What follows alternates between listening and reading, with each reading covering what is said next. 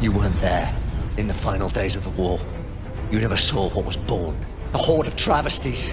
The nightmare child. The war turned into hell.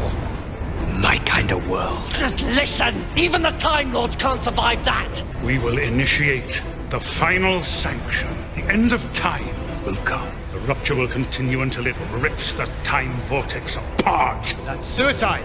We will ascend to become creatures of consciousness alone, while creation itself ceases to be.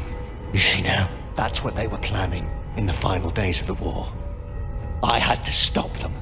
Ascension Perks are some of the most powerful and most dangerous game-changing tools we have at our disposal in Stellaris. But which ones are worth taking and which ones should we completely ignore? Let's make a tier list and let's talk about it. As ever, let's start right at the very bottom of the tier list. This is the F tier. Now, these Ascension Perks are either downright bad and they are going to hamper your empire, or alternatively, I just really don't like them. So what have we got in here? Let's take a look. First up, we have Consecrated Worlds. This one does not require you to have taken any other Ascension perks, but it does require you to be Spiritualist.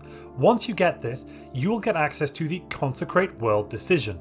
The Consecrate Worlds decision can be used up to 3 times on uncolonized planets and will cost you 500 unity for each use. You can also cancel it at any time, that will cost you another 500 unity. Now, depending on the type of celestial body you consecrate, you have a different chance of the world being different things. First off, if you consecrate a Gaia world, there is a 100% chance it will become a holy world. That means you'll get plus 8% unity, 4% amenities, and an 8% attraction to spiritualist modifier. This will be empire-wide. And if you consecrate lesser worlds, you have a chance of getting different bonuses.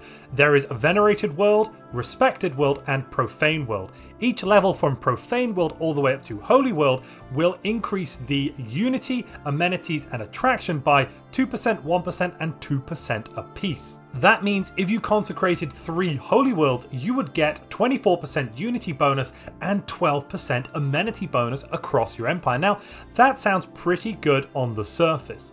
However, it is much better to actually colonize one of these worlds than it will be to consecrate them. You should really be using that world, putting some pops on it, and producing resources. So overall, consecrate worlds will cost you unity, it will give you some benefits, but the benefits are vastly outweighed by the opportunity cost of actually consecrating a planet. That's why this is down in the F tier. Next up, we have Transcendent Learning. This is going to give you +2 leader level cap and +50% leader experience gain. On the surface, that sounds pretty good. However, you can hit max leader level cap without using this Ascension perk. So if you take this one first, you may get a little bit of a bonus to your leader output, and that means you could get higher leader levels, more leader experience. But by the time you get to the mid and late game, this will be completely and utterly useless. So from that point of view, you're basically using an Ascension perk to end up with no Ascension perk 50, 100, 150 years later into the game, and that's why this is down in F tier. The final perk in the F tier is Xenocompatibility. Now, on the surface, this seems like quite a good perk. What do you get? Well, plus 33% immigration pull, plus 20% pop growth speed if a world has at least 2 different species and access to hybrid species. In order to take this perk, you must be any form of xenophile, have an alien biological alien living in your empire, and the gene tailoring technology. But why is this perk so bad? On the surface, it sounds quite good. You're getting extra bonuses to pop growth, and I am always talking about how important pop growth is. Well, the issue here is actually a real-world technical problem. basically, if you allow Xeno compatibility, you're going to end up with a vast number of these hybrid pops. That is going to increase the unique number of pops in the galaxy, which are of a unique species type, and that is going to cause your computer to have to take a lot longer to get through the timing of the game. That is going to slow down the game, and the lag you're going to get from allowing Xeno compatibility is going to make you want to throw this computer and this game out of the window. That's why they've included a slider to allow and disable Xeno compatibility across an entire galaxy, and that's why I always recommend you turn it off. And if you're enjoying this video, please help that like button reach Ascension. Now we get to the C tier. These aren't always necessarily harmful, but they're also not always necessarily useful. Eternal Vigilance is the first perk in the C tier. What does this do? This gives us plus 25% starbase hull points, plus 25% starbase damage, plus 25% defense platform damage, and plus 5 defense platform cap. You must have the Star Fortress technology in order to take this perk. But why is it down here in the C tier? Well, basically, starbases almost certainly by the late mid-game and late game are not able to stand up to enemy fleets, especially combined fleets. Yes, the defense platform cap does stack with similar bonuses in unyielding and some other things you can get, so you can end up with a bonkers number of defense platforms on a single starbase. I think it's up to 50 or 60. But even then, it really is just a waste of resources. It is better to put those resources into a fleet because you can always stack more fleets in a system than you can have in power from a single starbase and its associated defense platforms. Interstellar Dominion reduces the influence claim cost by 20% and the starbase influence cost by 20%. This is going to make expansion cheaper from an influence perspective, but why is it all the way down here in the C tier? Well, at this point in 3.3, influence, you'll probably have it coming out of your ears. It is probably going to be there in buckets. You're going to have so much you won't know what to do with it. That's why you probably don't want to take this perk. Yes, things might change in 3.4 with the release of Overlord. We might have quite a few new ways to spend influence with all of those vassal contracts and everything, but for now, it really isn't that useful. Mastery of Nature reduces your clear blocker cost by 33% and gives you access to the Mastery of Nature decision. The Mastery of Nature decision costs 2,000 energy, 100 influence, and takes a whole year to implement. It will then increase the maximum number of districts on the planet you enact this decision by 2. That is a permanent change, and overall, that's alright, but really, it's not that useful. Yes, you can stack some extra districts somewhere, and for a similar price, you could simply build a habitat. That's going to cost 1,500 alloys and 150 influence. So overall, this is a C tier decision. Shared Destiny reduces the subject integration influence cost by 50%. It also gives you plus 100 subject trust cap and plus 2 available envoys. You can't be corporate, you cannot have inward perfectionist, and you cannot be a genocidal empire.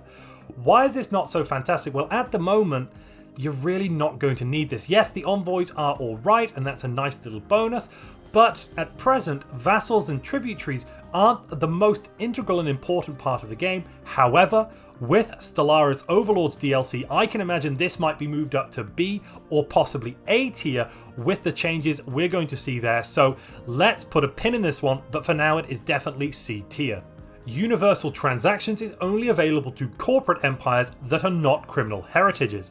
It will reduce your branch office cost by 15% and make all commercial packs free. That means they will have no cost to their influence. But basically, this really isn't very useful at present. You probably aren't running out of influence from the number of commercial packs you have. It's very easy to generate influence at the moment in the game, and there are very few things you can spend that influence on. In addition, branch cost reduction by 15% is nice, but it's not really worth an Ascension Perk slot. However, again, with Stellaris Overlord, this may change, so let's review that in a few months' time. Grasp the Void is the first Ascension Perk that is a tiered Ascension Perk. This one is tier 1, and that means you must have already selected at least one other Ascension Perk before you can take this Ascension Perk. What does it do? Well, it gives us plus 5 starbase capacity. Overall, extra starbase capacity is good. If you are a machine or hive mind empire, it is really good from an economic perspective. You can immediately turn those starbases into economic powerhouses full of solar panels and hydroponics bays. But overall, it's really something of a mediocre Ascension perk. I know some of you are going to disagree with me here, but I think this is definitely the top of the C tier, but C tier nonetheless. The World Shaper Ascension perk also requires you to have taken one other Ascension perk. It reduces your terraforming cost by 25% and allows you to terraform planets into Gaia worlds. You must have researched climate restoration technology, and you can either not be a Gestalt consciousness or have the Rogue Servitor or Driven Assimilator civics. Now, whilst Gaia worlds are definitely very good, you probably don't want to be wasting all of your energy transforming all of your worlds into Gaia worlds. By the mid-game, you've probably already managed to get 100% habitability on all of your worlds for the species you have, either by getting the habitability technologies or by taking one of the Ascension passes that's going to increase your habitability on those worlds. So the only real bonuses here are the 10% resource output and 10% happiness. That's good, but for the cost of an Ascension perk and all of those extra terraforming costs, I really don't think it's worth it. There are better options available. Galactic Force Projection requires that you have selected 2 other Ascension perks already. That means the earliest you can take this is your 3rd Ascension perk. It's going to give you plus 20 fleet command limit and plus 80 naval capacity. On the surface, that does sound pretty good. Increased fleet command limit and increased naval capacity can be very helpful. But by the time it comes that you are ready to take this perk, you've probably already researched quite a few naval capacity and fleet command limit technologies, and you probably have quite a reasonable naval capacity. This should only increase your naval cap by around 20 to 30%. There are better perks available at this tier 2 level, that's why it's here, and additionally, as the game goes on, this additional naval cap and fleet command limit are going to become less and less important. They're going to be drowned out in all of the extra naval cap you'll be getting from your soldier jobs, and in the end, you're not even really going to notice that you have this perk selected.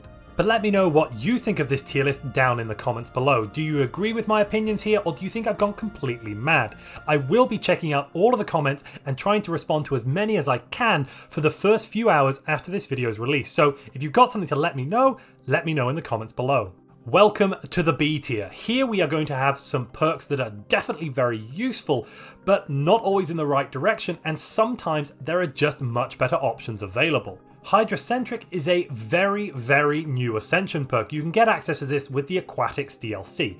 It gives minus 25% ocean terraforming cost, you can construct ice mining station starbase buildings, a 50% increase to the effects of the aquatic trait, and it will unlock the Deluge Machine Colossus weapon. You must have an aquatic main species trait in your empire, ocean main species climate preference, and the terrestrial sculpting technology.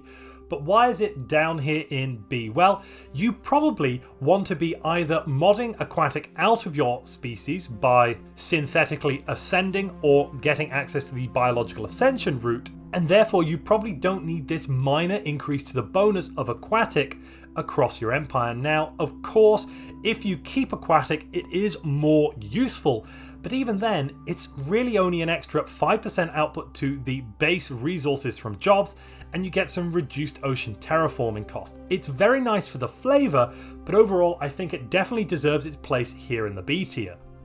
With the 3.3 update, Imperial Prerogative has become much better. It gives you a minus 50% empire size from colonies, and you must not be corporate in order to take it. Overall, this reduction to your empire size is probably only going to have a minor impact on your overall penalties from empire size, somewhere in the region of nothing up to 10-20% reduction to your tech cost, and that's why it's down here in the B tier. For hive mind empires, it is a little better because you can stack this along with the hive mind civic in order to get no empire sprawl from colonies, but that is still not the biggest bonus in the entire world. Nihilistic Acquisition unlocks the Raiding Bombardment stance. You must either be a Gestalt Consciousness, Authoritarian, or Xenophobe to take this, and you cannot already have the Barbaric Despoiler Civic because that also gives access to this Raiding Bombardment stance. The Raiding Bombardment stance allows you to abduct pops from a planet instead of killing them. Basically, if you park your fleet in orbit and start bombarding the planet, every time you would kill a species, you instead abduct it away to your home world. It does not cause the terror-bombing opinion amongst other empires, so that's nice, and it can be quite useful to grab these extra pops.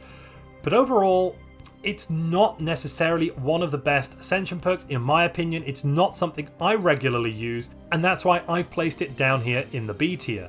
Voidborn increases your habitability on habitats by 20%, it unlocks 2 habitat building slots, allows you to upgrade housing buildings on those habitats, and can always research the next tier of habitat technology in your research options. You have to have researched orbital habitats and be able to build them in order to take this perk, but basically it's very useful for habitats if you have them, and if you don't, completely and utterly useless.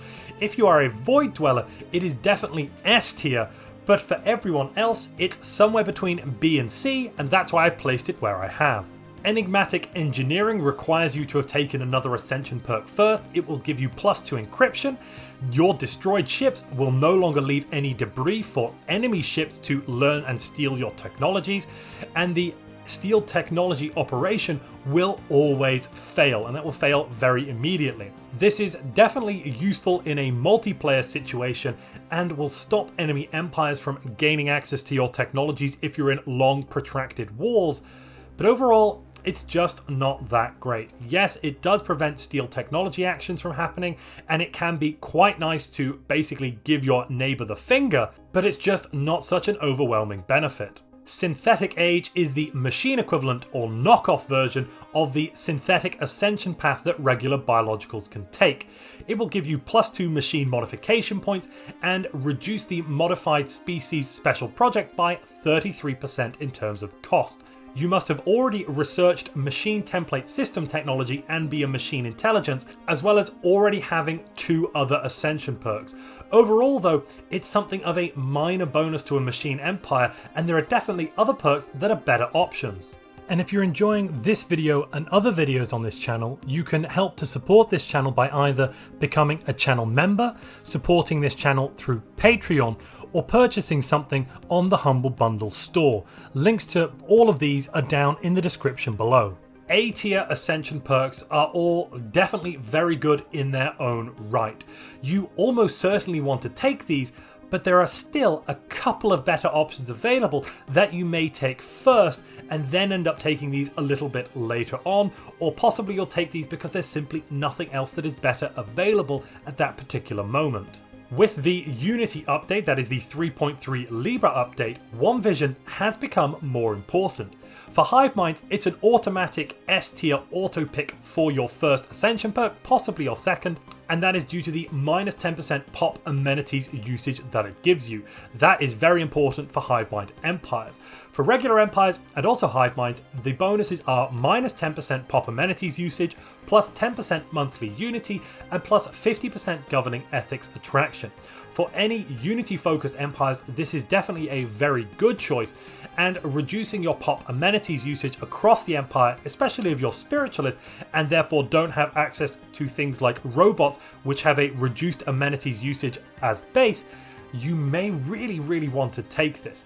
There are other better options available, but it is definitely a solid pick. There are 3 different ascension routes available to regular biological empires. Engineered Evolution represents the first, and that is the biological ascension path. This will give you +3 genetic modification points, access to the clone vat building, -25% to the modified species special project cost, and you will also be able to research gene purification technology. You must have already taken the gene tailoring technology, and you cannot have already gone down one of the other 2 Ascension perks or machine intelligence. This is also the only Ascension path available to biological hive minds. This cannot be looked at in isolation, because if you take this, you should certainly take the next step, which is evolutionary mastery. That will give a further 3 genetic modification points, minus 25 modify species special project cost for a total of minus 50%, the genetic resequencing research option, as well as hive minds can now add or remove the hive-minded trait by the assimilation method. You must have the glandular acclimation technology, as well as, of course, taking the engineered evolution ascension perk. Now, overall, the biological ascension path is simply not as good as the synthetic path. That's why it's down here in the A tier. The total amount of population growth and production you can get will in total be lower with the biological route than if you go down the synthetic route, and the output of your pops, your synthetic pops, are going to be better than these pops here, these regular biological pops overall. And the micromanagement required by biological ascended empires is much, much higher. You're going to be doing a lot, and I really do mean a lot of little management in order to change around the traits of all of the different biological pops and biological species you have in your empire. Whereas a synthetic empire can simply take every pop type and turn it into the same machine. You definitely shouldn't underestimate the biological ascension path. Gene seed purification is a good technology that's going to give you access to gene seed warriors, aka space marines, and the special traits you'll get available with the genetic resequencing research option are really good. You can have some of the best researchers in the game with this, as erudite is really quite great. But because of the other ascension paths available, this does have to sit here in the A tier. Mind over matter represents another of the ascension paths, this time the psionic or psychic ascension path. I'll go through exactly what this does in a moment, along with the final upgrade, Transcendence, but for now let me simply say that with the 3.3 rework, we've actually had some bonuses and improvements to the psychic path, and I now believe it is definitely on a similar level to the biological ascension route in terms of the power you're going to get from it. And I'll go through that in a moment. First, let's find out what these actually do. Mind over matter requires that you have the psionic theory technology. You can't have gone down any of the other routes, and you cannot be a mechanical or gestalt consciousness species. It will give you the telepathy research option, as well as the psi core building. Psionic armies will be unlocked. Your primary species gains the latent psionic trait, that's a good one. A nice 5% bonus to energy from jobs and 5% bonus to research from jobs. This also means your leaders have the chance to gain the psychic trait, which has varying bonuses depending on what role they're in, but the important one here is that if you have an admiral leader with psychic, you'll get plus 15% evasion as well as plus 10% damage. That means you can stack the evasion modifiers to get some very, very high evasion destroyers, which in the mid game can be very, very powerful, and in the late game also have their uses. When you go up to the next level, that is Transcendence, you'll get plus 2 code breaking, plus 2 encryption, plus 2 base intel level. Also, your primary species will gain the psionic trait that basically doubles up the latent psionic, but also gives you a plus 10% bonus to happiness. You will also get the assimilation citizenship option. That means any new biologicals can be assimilated and become psionic as well. And all of your primary species leaders, they just straight up gain the psychic trait, which before was slightly random. You can also, on top of that, breach into the Shroud. Now, I won't completely cover the Shroud now, but basically the Shroud can, for 1000 energy, give you some RNG based bonuses. Sometimes they are very good. You can use that in combination with your Admiral to get max evasion destroyers for a time. You can also get some negatives. You can form some fantastic compacts. Overall, it is very hit and miss though. Why is psionic all the way up here in this tier? Well, first off, the Psi-Corp building now gives you plus 10% resource output from jobs, as well as plus 5 stability. Overall, that means you're going to be getting a nice 13% bonus output from jobs, in addition to the psionic trait bonuses you're getting on top of that, and the bonuses from happiness. You can unity rush down the Ascension perks with a Spiritualist Empire. Spiritualists are going to have a higher chance of getting the Mind over Matter Ascension perk because they're going to have a higher chance of researching psionic theory. So it is possible possible to have this ascension path completed by 2230 or 2240 if you are lucky. Now, to get psionic theory, you either need to have a psionic specialty scientist or put in a scientist with the maniacal trait into your society research. This is the only crutch with this ascension path because it is very RNG based. You must have psionic theory technology, but as soon as you do, you can complete it instantly and be a power level ahead of neighboring empires that are required to do some quite expensive research, that is the synthetic path and the biological path, in order to get all of their bonuses. You won't need to do that, you'll simply need to build a single building and click a few buttons. That makes this very, very good for rushing other neighboring empires, but later on in the game your power level will taper off. Master Builders increases your megastructure build speed by 50% and you get +1 megastructure build capacity. You must have researched mega engineering technology in order to take this. The main bonus here is actually that increased megastructures build capacity. That's going to allow you to build 2 and possibly 3 megastructures at the same time if you play your cards right. But really, this is not a necessity. However, in the mid game, it can be very, very useful to give your empire a step up or a leg up over neighboring empires around you. So this is definitely a useful ascension perk, but probably near the bottom of the A tier. The Colossus project requires you to have already completed 3 other ascension perks, so this one definitely isn't available very early in the game. It gives you access to the Colossus ship type and the Colossus project special project, which will enable you to simply build a Death Star.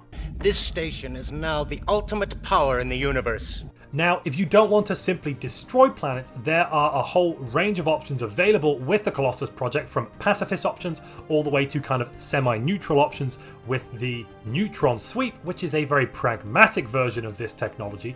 But basically, this is never necessary. However, it can be very, very helpful, especially if you're fighting the Crisis, to be able to crack planets rather than having to slowly bombard them over time. And it allows you to do some fantastic fleet maneuvers and tactical maneuvers, flying into enemy space, destroying a key world of an enemy empire and crippling their economy, meaning that they are no longer a threat to you economically and therefore militarily. Yes, it is always better to take and conquer an enemy world, but sometimes you simply are fighting for the very survival of your species, and in that case, maximum force is advised. There's also an external effect that is not in the game, but basically by cracking planets in the late game, you'll be reducing the total number of pops in the galaxy, and therefore reducing the amount of lag that everyone is suffering. So if you don't have the fastest PC, Colossus Project may be entirely necessary simply to get to the end of the game. There was no other way. Galactic Contender is a personal favourite of mine. It will give you plus 20% diplomatic weight in the galactic community, plus 33% damage to awakened empires, damage to fallen empires, and damage to gate builders.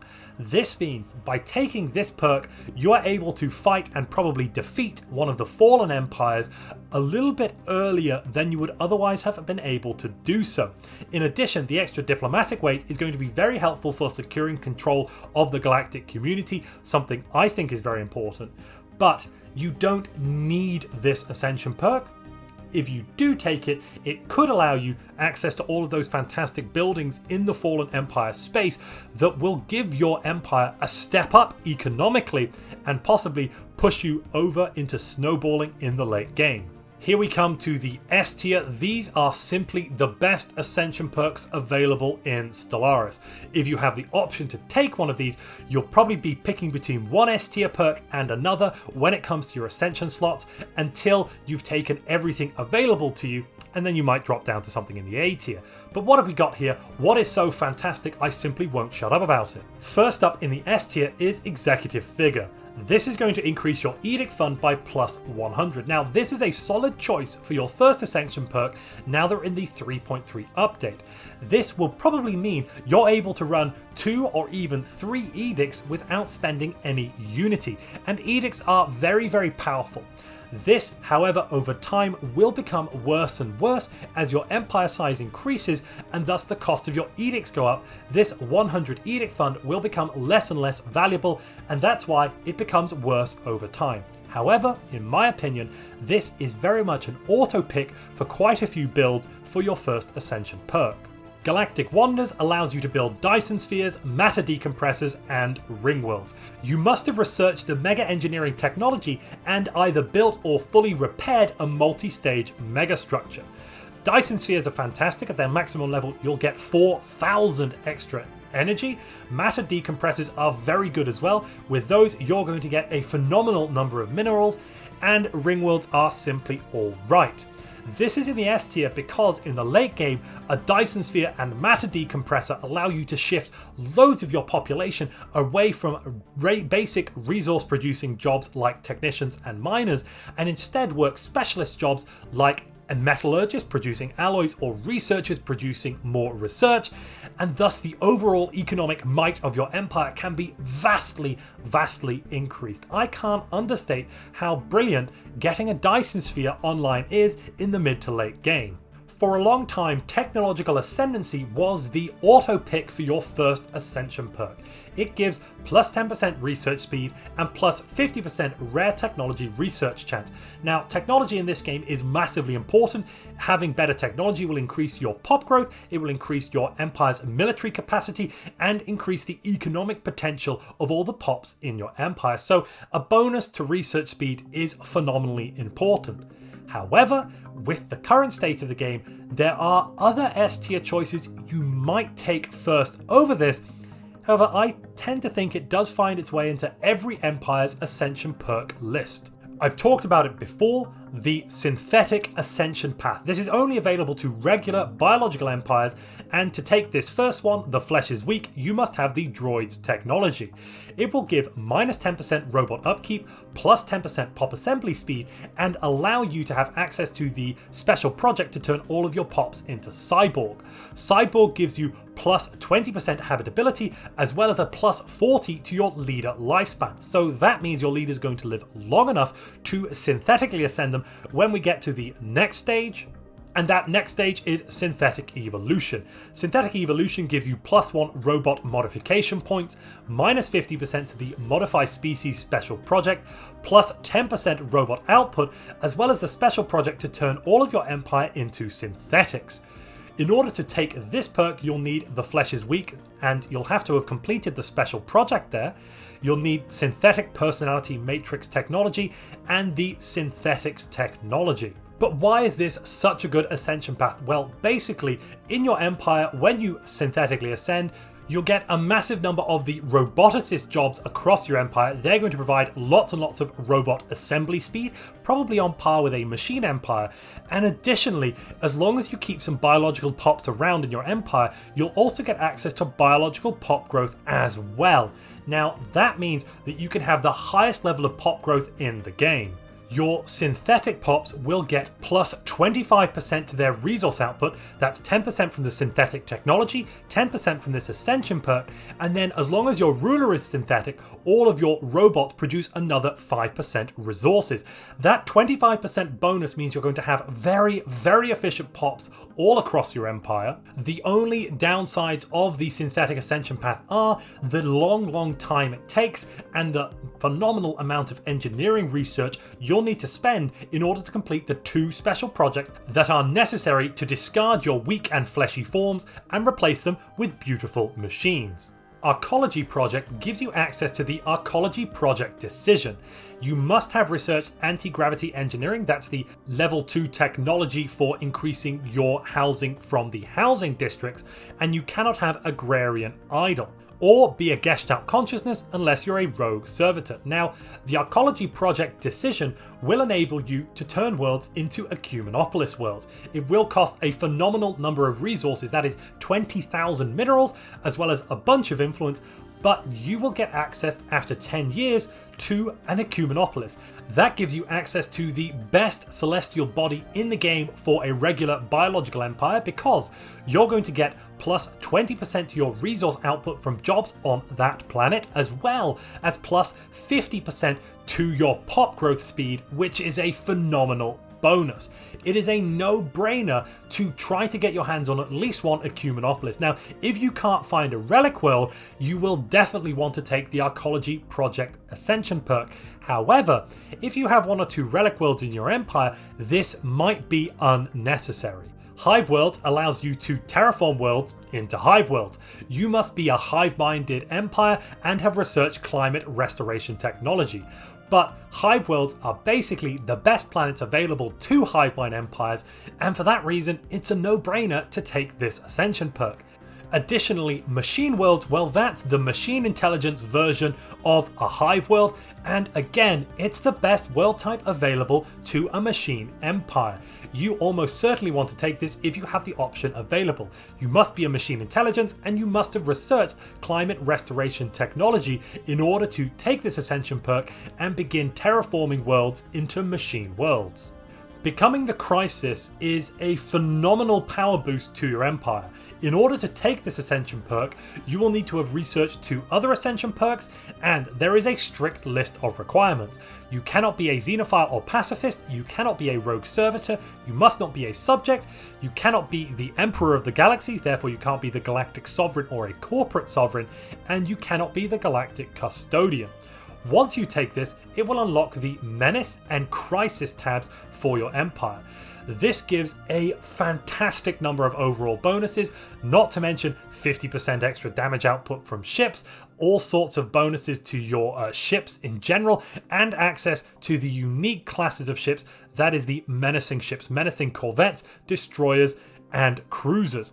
Becoming the Crisis is such a high power level that in most multiplayer games it is simply banned, as eventually, if you gather enough menace and complete all of the special projects, you will get access to the Star Eaters, which make Colossi or Colossuses. This is without a doubt the most powerful Ascension perk for a single Ascension perk available in Stellaris. I'm not going to go into the full details of the Become the Crisis Ascension perk. If you'd like me to make a video going through the Become the Crisis Ascension, please let me know down in the comments below. If there is enough interest, I'll make a video on it. Finally, we have Defender of the Galaxy. Now this gives you plus 50% damage to endgame Crisis factions, as well as plus 50% damage to Crisis empires.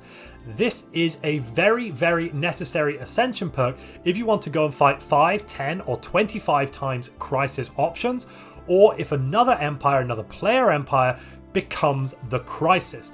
Getting an extra 50% damage is so important for your fleets and for your damage output. That's why I've got this up here in the S tier. I don't think I've gone through any games without taking it, because if you want to survive the Crisis, it is an auto pick. Quite a few of the S tier options in this video represented terraforming changes or other changes made to celestial bodies.